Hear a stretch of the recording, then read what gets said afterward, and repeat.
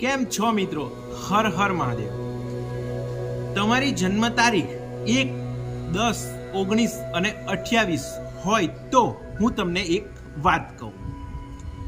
તમારે જો જીવનની અંદર પ્રગતિ કરવી છે, જીવનમાં પોઝિટિવ ઉર્જા પ્રદાન કરવી છે, આપના કાર્યોને સફળ કરવા છે, તો વહેલી સવારે ઉઠીને સૂર્યને નિયમિત જળ ચડાવવું જોઈએ. જળ ચડાવતા ચડાવતા ઓમ ધ્રુણી આદિત્યાય નમઃ બોલવાનું છે. બીજો નંબર છે, જમણા હાથે કેસરી રંગનો દોરો બાંધી રાખવાનો છે.